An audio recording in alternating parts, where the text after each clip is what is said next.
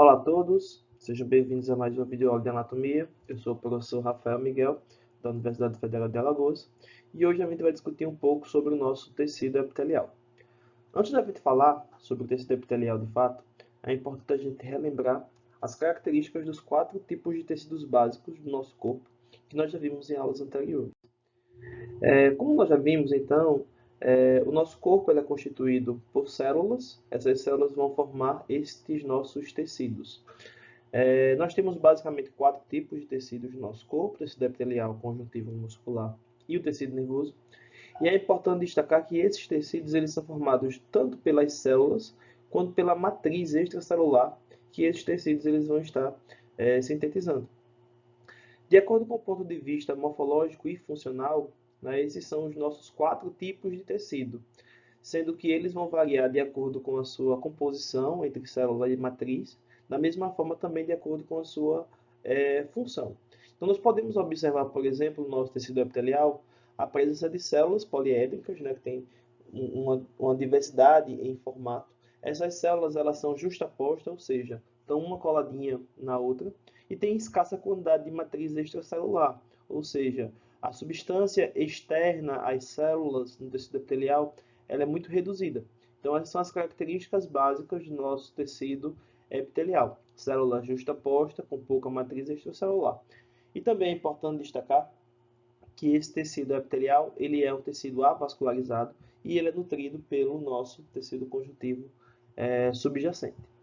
Logo em seguida, então, nós temos, de fato, nosso tecido conjuntivo. Esse tecido conjuntivo ele é formado por uma grande diversidade de células. Então, o tecido conjuntivo ele desempenha diversas funções no nosso corpo. Função de transporte, por exemplo, o nosso tecido sanguíneo.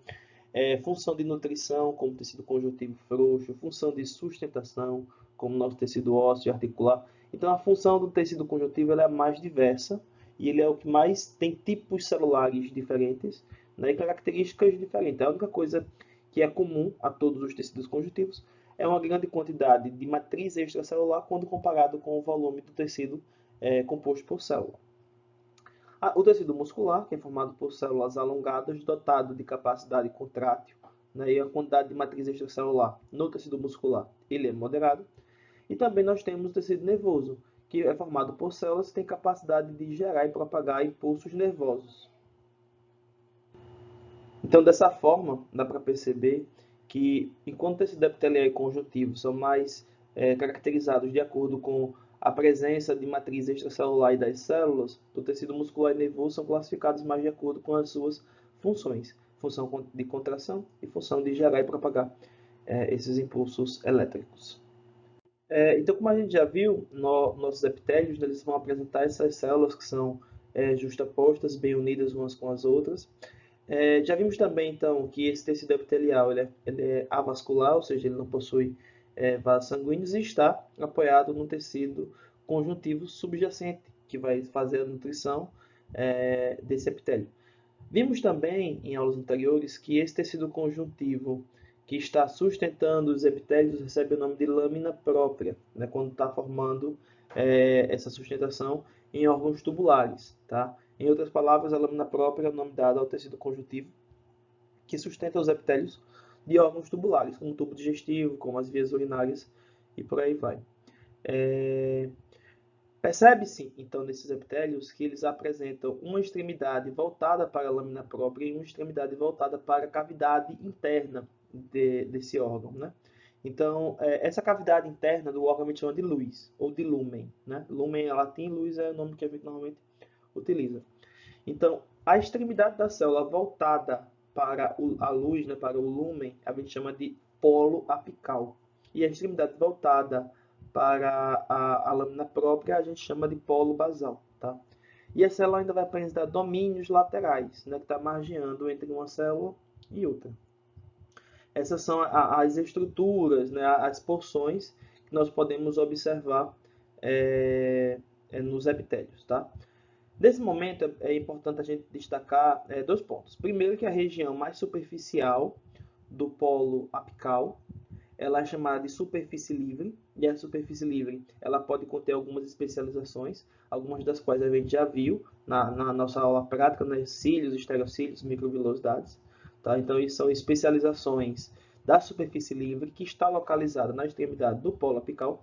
E a segunda é que no polo basal das células a gente é capaz de observar uma região entre a lâmina própria e o epitélio, que é justamente a nossa lâmina basal, tá? A lâmina basal, ela é uma estrutura em forma de rede, formada por elementos que o próprio epitélio vai estar sintetizando e que vai ter uma diversidade de funções importantes para a célula, como ligar fatores de crescimento, se ligar a substâncias, filtrar moléculas que vão entrar ou sair do epitélio.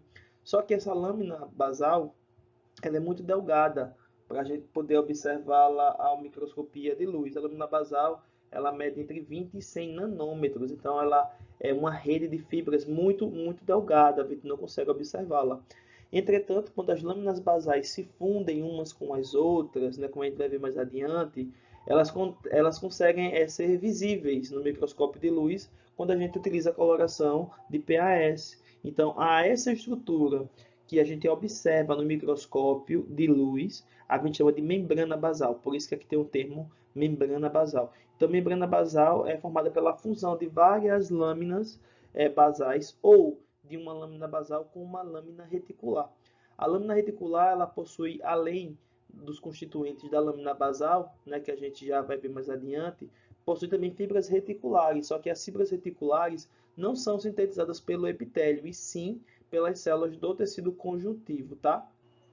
Um outro ponto também importante para a gente destacar é que essa membrana basal, ela não é formada apenas pelos epitélios. Outros tecidos, como tecido muscular, tecido adiposo, a própria célula nervosa também, são capazes de produzir a lâmina basal.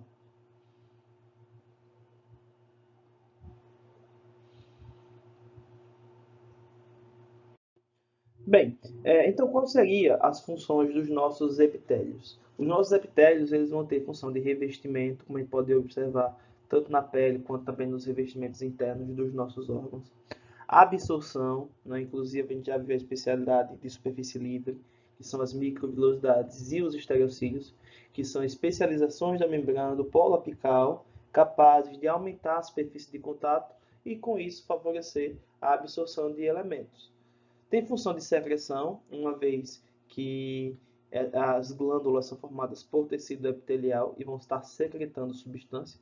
Percepção de estímulos, onde a gente pode observar o nosso epitélio olfativo, nosso neuroepitélio olfativo, e o nosso também epitélio gustativo, que são capazes de perceber estímulos químicos, tanto de moléculas suspensas no ar, quanto de moléculas em suspensão na saliva. E também tem a capacidade de contração. Algumas células mioepiteliais, elas são importantes para a contração, para que contribua com a secreção, por exemplo, de algumas glândulas, né? Então, células mioepiteliais se contraem para favorecer a secreção glandular. Ou também fazer contração de uma ferida. Quando nós nos machucamos, quando há algum tipo de lesão em um epitélio, células mioepiteliais, né, que têm o seu citoplasma rico em filamentos de actina com proteínas de miosina, contraem para diminuir aquela abertura da ferida. Então, essas são algumas funções que os epitélios exercem, tá?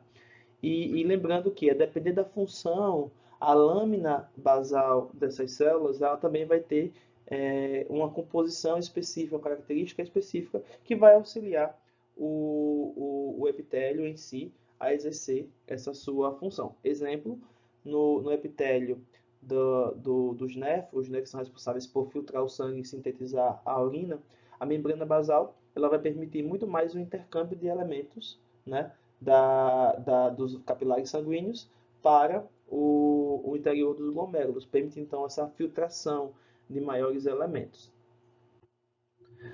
Aqui nós podemos observar então um pouco sobre a lâmina basal, tá? Então essas duas imagens elas estão mostrando um pouco como é que essa lâmina basal ela é formada.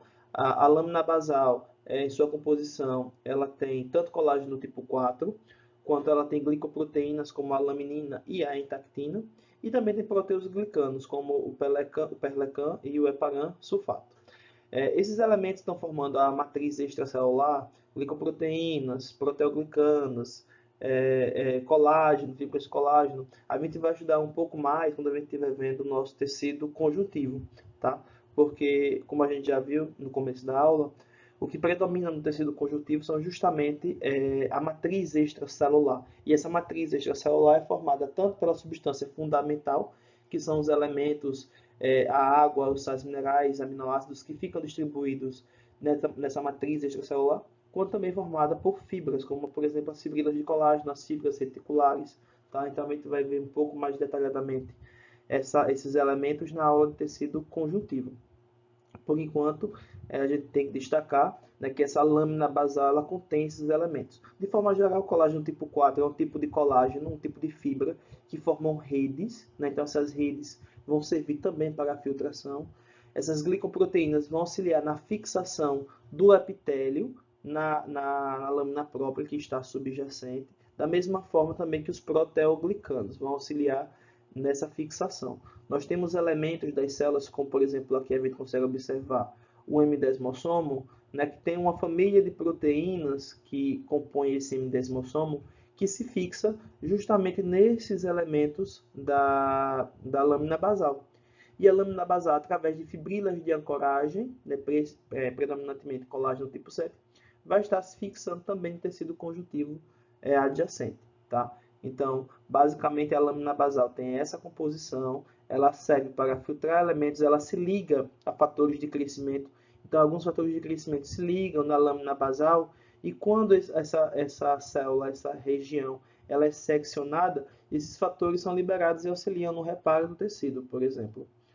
Nessas imagens aqui abaixo, a gente tem uma técnica, o PAS, né, que é o ácido periódico de Schiff, e a gente consegue observar nessas estruturas a membrana basal. Lembrando que a membrana basal é formada pela fusão de várias lâminas basais. Então, várias células, ó, a célula dessa região do glomérulo, juntamente com essa região do túbulo contorcido, dessa região, tudo isso daqui, né, essas lâminas basais se fusionam umas com as outras, e como elas nessa lâmina basal tem uma grande quantidade de glicoproteínas conseguem ser bem colocadas por PAS. Tá? Então a gente consegue visualizar essas linhas que são as regiões onde nós observaríamos a nossa lâmina basal, que nesse caso aí, como é visível no microscópio, é chamada de membrana basal. E para finalizar nessa parte desse slide, né, há algumas funções importantes sobre a lâmina basal, eu já falei, né, ela vai filtrar os elementos que passam entre os epitélios, ela vai se ligar a fatores de crescimento, regulando diferenciação e proliferação celular. Ela regula o metabolismo da célula e também vai organizar as proteínas da membrana plasmática. Tá? Então, a partir dessa interação que a lâmina basal faz com os elementos do citoesqueleto, ela também contribui para essa organização e essa divisão dos polos apical e basal de nossas células. Outro ponto importante quando a gente fala de epitélio é que essas células, como eu já mencionei, elas estão justapostas, elas estão muito coladas uma com as outras. E essa capacidade de aderência, né, essa capacidade de uma célula manter essa intercomunicação se faz justamente por junções intercelulares. Tá? A aderência que existe entre essas células se faz principalmente por um grupo de proteínas da família das caderinas. Então, caderinas é um grupo grande de proteínas dependente de cálcio, ou seja, se você remove o cálcio, a caderina perde a sua capacidade de adesão e o tecido se solta, as células se soltam umas das outras. De um modo mais geral, como a gente consegue observar aqui nessa apresentação, as junções elas podem ser de três tipos. Elas podem ser junções impermeáveis, né, que são as nossas zônulas de oclusão. Elas podem ser junções de adesão, onde nós temos a nossa zônula de adesão, nosso desmossomo e M-desmossomo, embora que o M-desmossomo ele seja uma característica do polo, né, da face basal das células. E temos as junções comunicantes, que aqui a gente consegue observar, que permitem o intercâmbio de elementos entre uma célula e outra. Bem, vamos começar falando então sobre a zônula de oclusão que está dentro daquelas junções vedantes. Tá? Então, a zônula de oclusão ela vai ser a mais superior, né, mais apical, que a gente consegue observar nos nossos epitélios. Então, ela vai estar presente nessas extremidades superiores, unindo, fusionando as membranas das células vizinhas. Essa fusão se dá através de proteínas transmembranas. Então, tanto uma célula como a outra vão possuir proteínas transmembranas que interagem umas com as outras, vedando e ocluindo esse espaço intercelular que vai existir, tá? Essas proteínas que integram as zônulas de oclusão, elas podem ser de dois tipos. Elas podem ser as ocludinas e as claudinas, tá? As ocludinas são as principais proteínas, são as mais abundantes e as primeiras proteínas das zônulas que foram identificadas. E as claudinas, diferentemente das ocludinas, elas permitem a formação de alguns canais aquaporosos, né, aquosos, que permitem que elementos, tanto algumas moléculas quanto alguns íons, eles passem. Então, essa imagem daqui, ela está mostrando em vermelho as ocludinas e em azul as claudinas. Então, percebam que onde tem as claudinas, alguns elementos conseguem passar entre as células, tá? Então, quando um elemento ele passa entre umas células, nós dizemos que esse transporte ele segue pela via paracelular. Né? Então, a via paralela às células, via paracelular. E onde tem muita zônula de oclusão formadas por ocludinas, ele não tem como ter esse transporte por via paracelular. Então, para que os elementos eles sejam transportados, ele tem que passar pelo interior da célula, que é a nossa via transcelular, o nosso tipo de transporte transcelular.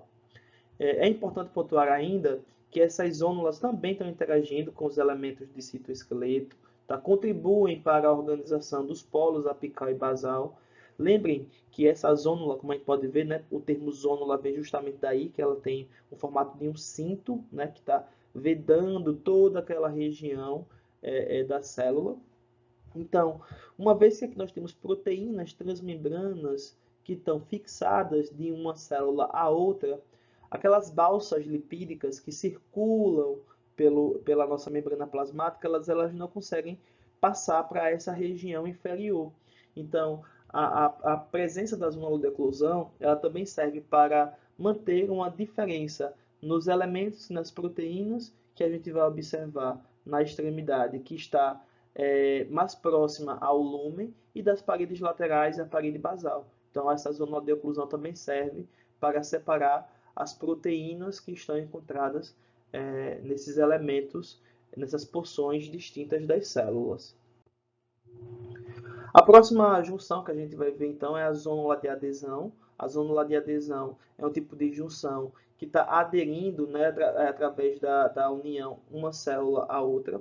Elas são importantes porque, embora as zônulas de oclusão elas já permitam essa junção das membranas das células vizinhas, a capacidade da zônula de oclusão de resistir a estresse mecânico ela é muito limitada. Então, a zônula de adesão ela permite um reforço a essa ligação. Por isso que, de forma geral, as zônulas de adesão elas vêm logo abaixo da zônula de oclusão. Então, nós temos a zônula de oclusão e logo abaixo da zônula de oclusão nós temos a zônula de adesão, tá? Formando também essa região em formato de um cinto que une uma célula à outra. Essa zônula ela é formada por um tipo de molécula de proteína transmembrana da família das E-caderinas, tá? A E-caderina ela vai unir, né, uma membrana de uma célula, como a gente pode observar aqui, com a membrana da outra, e também como as proteínas da família caderina, que eu já mencionei, elas são dependentes de cálcio, então elas precisam de cálcio para fazer essa interação. As E-caderinas, no seu lado citoplasmático, então aqui nós temos o citoplasma de uma célula e o citoplasma de outra célula. No seu lado citoplasmático, as caderinas elas mantêm interações com um grupo de proteínas da família das cateninas. Tá? Então aqui nós temos as caderinas interagindo com as cateninas e as cateninas, por sua vez, com as vinculinas, onde essas vinculinas se prendem a os nossos filamentos de actina do citoesqueleto. Então, a interação que existe entre a zônula de adesão, ela se faz pela interação dessas proteínas das E-caderinas com os elementos do citoesqueleto, especificamente com os filamentos de actina. E é importante pontuar que é os filamentos de actina, porque os filamentos de actina, como a gente já viu, são filamentos finos. Então, embora já promovam algum tipo de resistência, ele é mais fraco do que um outro tipo de junção de adesão que a gente vai ver, que se liga com filamentos intermediários. Os filamentos intermediários eles são mais espessos do que os filamentos de actina, tá? Então, repetindo somente para a gente compreender bem, na zônula de adesão, nós temos proteínas do tipo E-caderina, o tipo de proteína transmembrana, que interagem através de moléculas de cálcio, tá? Que são cálcio dependentes. Essas proteínas transmembranas se unem no meio citoplasmático com proteínas da família das cateninas, as cateninas das vinculinas, e as vinculinas se fixam nos filamentos de actina.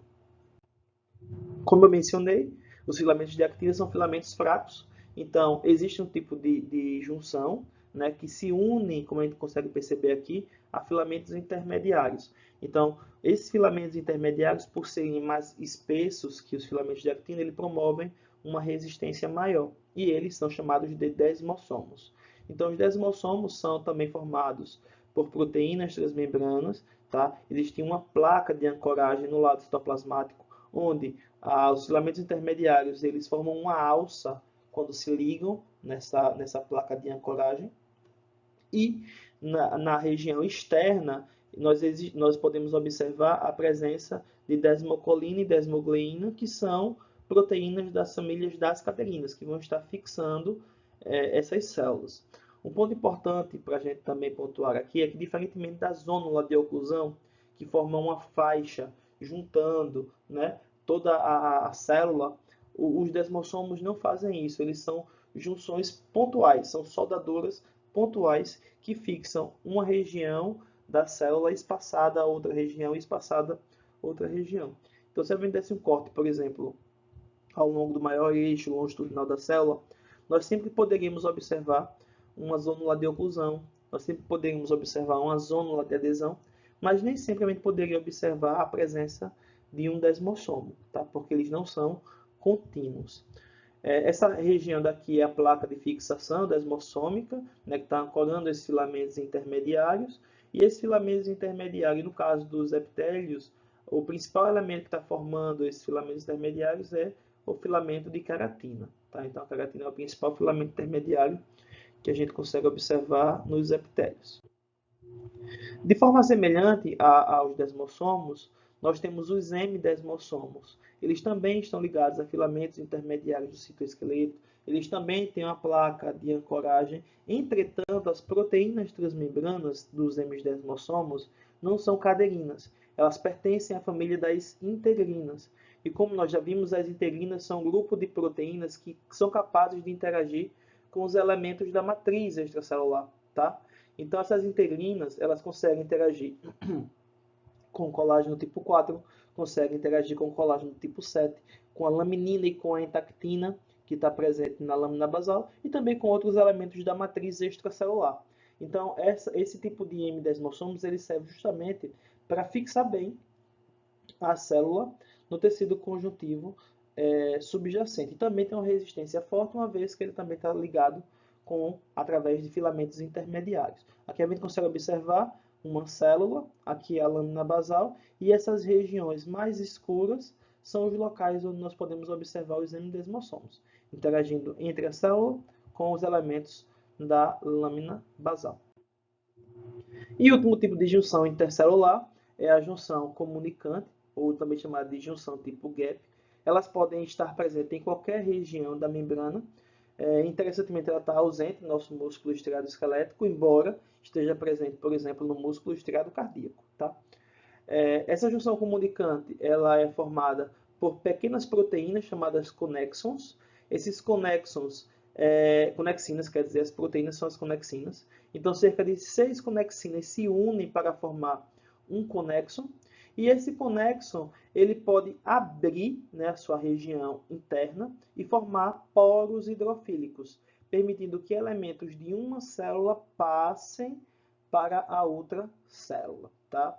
Então, nas junções do tipo gap, as junções comunicantes, as proteínas que são chamadas conexinas se unem em hexâmeros, denominados conexons, e esses conexons se alinham de uma célula para outra, formando esses poros hidrofílicos que permitem, então, o intercâmbio de elementos de uma célula para a outra. Então, visto esse tipo de junção intercelular, vamos começar a ver um pouco sobre a classificação dos epitélios. Os epitélios eles podem ser classificados em epitélio de revestimento e epitélio glandular. Os epitélios de revestimento eles são caracterizados, eles podem ser classificados de acordo com a quantidade de camadas que ele possui. Então, aqui nós temos epitélios que só tem uma camada de célula, por isso que ele é chamado de simples. E se ele obtiver mais de uma camada de epitélio, ele é chamado de epitélio estratificado. Nesse caso, nós temos também a classificação de acordo com a forma. Então, se as células forem achatadas, nós temos um epitélio pavimentoso, como a gente consegue observar aqui, que antigamente também era chamado de epitélio escamoso, um epitélio cúbico e um epitélio colunar, também chamado de cilíndrico ou prismático. Nós não conseguimos, de forma geral, observar o citoplasma da célula. Então, a gente sabe o formato que a célula possui de acordo com o formato do núcleo. Se o núcleo ele é um pouco achatado, então esse epitélio ele vai ser epitélio pavimentoso. Se o núcleo é bem circular, bem esférico, como a gente consegue observar aqui, ó, nós temos o epitélio cúbico. E se o núcleo ele é alongado, nós vamos ter um epitélio colunar ou prismático. Nesses outros exemplos, nós podemos observar que o epitélio ele apresenta várias camadas, né? Então, aqui nós temos a lâmina própria e aqui nós temos várias camadas, tá? Então, o epitélio que apresenta várias camadas, ele vai ser estratificado. E a classificação do epitélio vai ser a partir da camada mais superficial de células. Se a camada mais superficial é pavimentosa, esse epitélio ele é estratificado pavimentoso. Se a camada ela é globosa, ele é um epitélio de transição. O epitélio de transição, também chamado de urotélio, está presente nas nossas vias urinárias. Tá? Esse epitélio de transição, ele tem a forma das células mais superficiais, mais próximas da luz, ela varia bastante entre célula globosa, pavimentosa, cúbica, a depender do estado fisiológico do órgão. Então, por exemplo, se a bexiga urinária está repleta de urina, essa camada mais superficial de células ela vai ser pavimentosa. Se a bexiga está vazia, essa camada de célula vai ser mais globosa, por isso que ele é transição. O formato da superficial das células varia de acordo com o estado fisiológico do tecido. O nosso epitélio estratificado cúbico, ele pode ser encontrado também em algumas regiões, como alguns ductos excretores, da mesma forma que o epitélio estratificado colunar. Também ele é um epitélio raro, encontrado, por exemplo, na nossa conjuntiva dos olhos. Né? Não é tão comum observar em seres humanos o epitélio estratificado colunar. Existe ainda um tipo de epitélio que, aparentemente, né, a microscopia de luz, parece ser um epitélio estratificado, né? Porque você vê os núcleos em várias alturas diferentes. Então, na microscopia óptica, você pensa que esse epitélio ele é estratificado. Entretanto, todas as células que compõem esse epitélio estão em contato direto com a lâmina basal. Se todas as células do epitélio estão em contato com a lâmina basal, ele não é um epitélio estratificado. Ele é um epitélio simples. Para ele ser estratificado, ele tem que ter camadas celulares que não estão em contato com essa lâmina basal. Tá? Então, esse epitélio que a microscopia óptica aparenta ser estratificado, mas na realidade ele não é, ele é chamado de epitélio pseudoestratificado. De forma geral, no nosso corpo, o epitélio pseudoestratificado ele sempre vai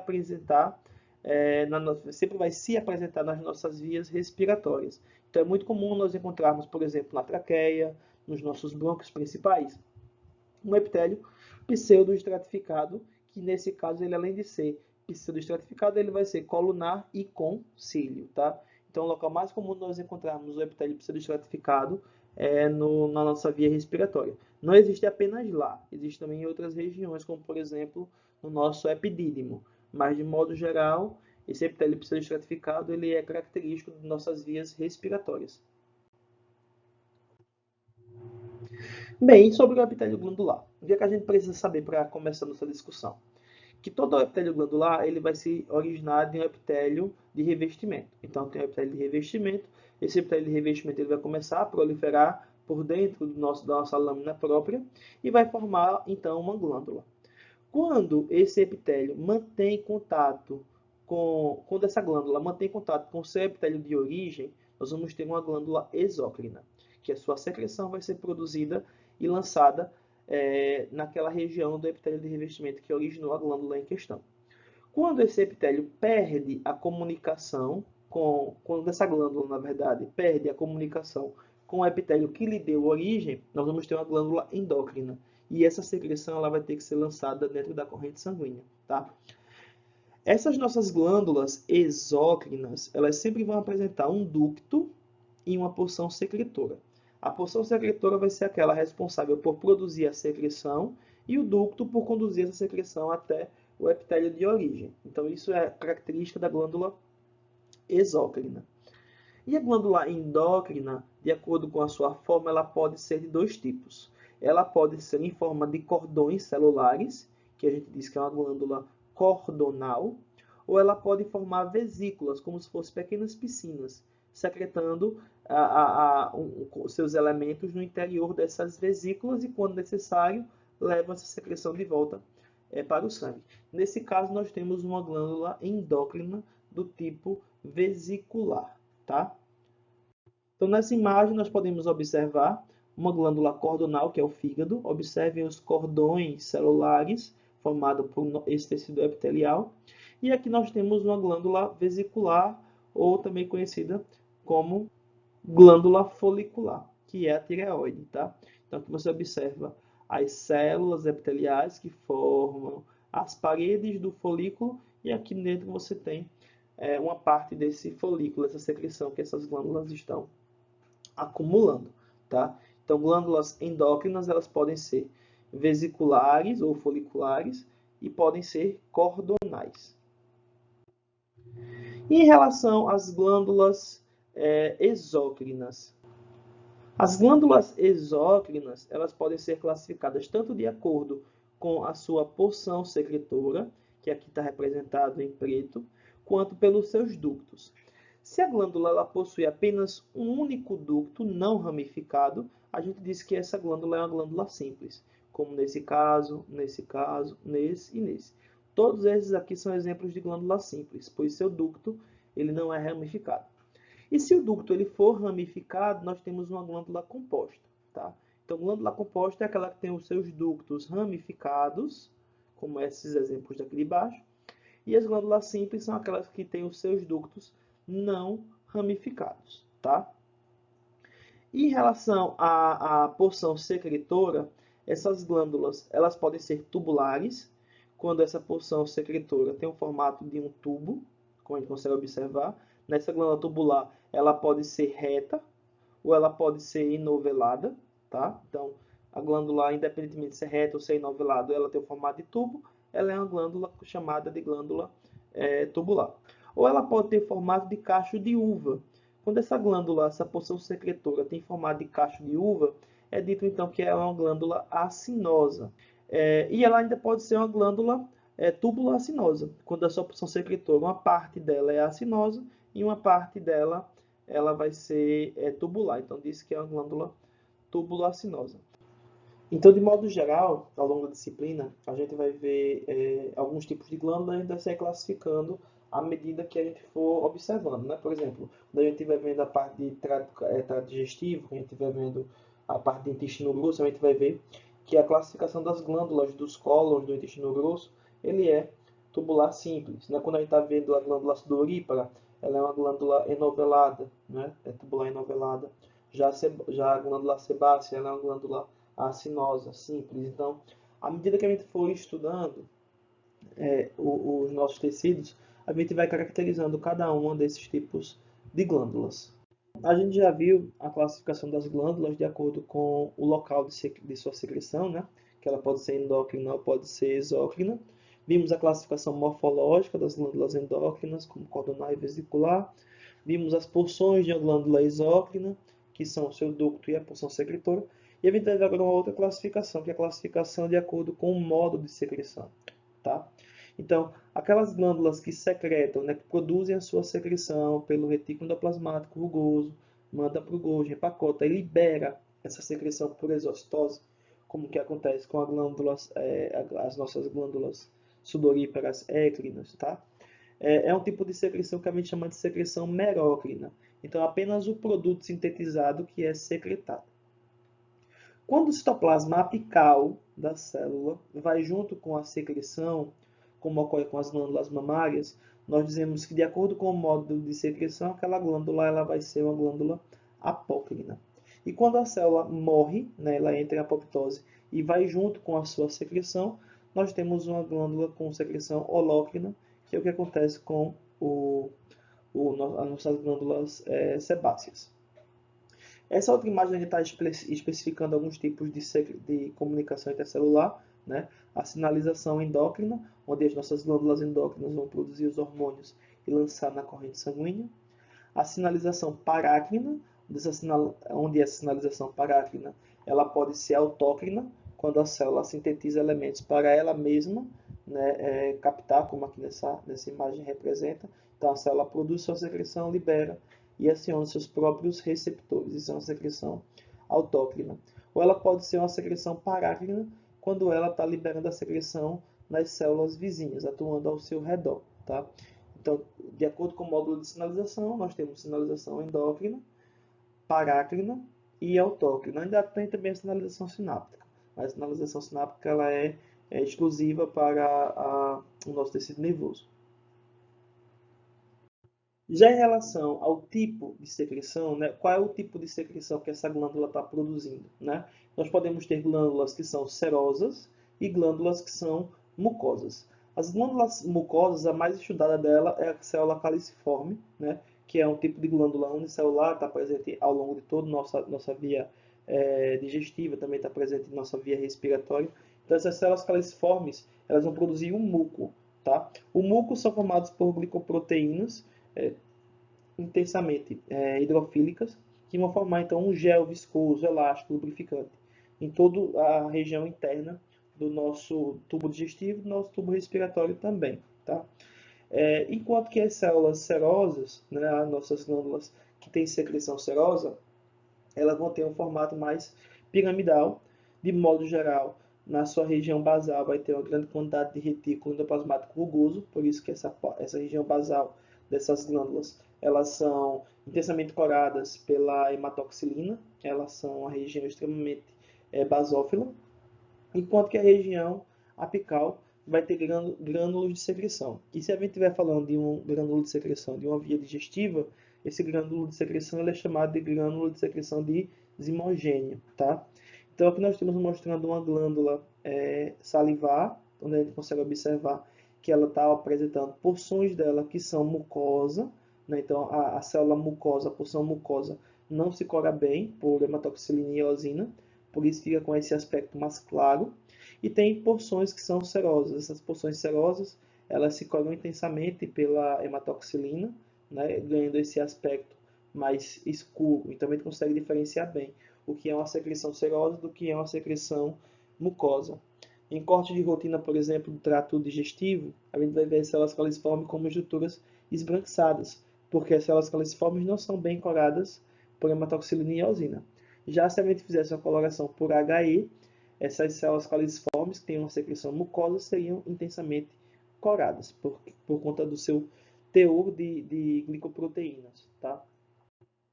Bem, gente, essa foi a nossa aula sobre epitélio, tecido epitelial, tá? A referência básica, ela é sempre a do Junqueira para essa primeira parte. Então, o Junqueira, ele tem o que a gente vai precisar de conhecimento para esse primeiro momento. E como referência complementar, que se você quiser ir um pouco mais além do que o Junqueira ele traz, eu recomendo também que você dê uma olhada também no Ross. Até as imagens dele são um pouco melhores do que a imagem do Junqueira. Inclusive, são as imagens dele que eu utilizei na maioria dos nossos slides, ok? Então, bons estudos e até o nosso momento presencial.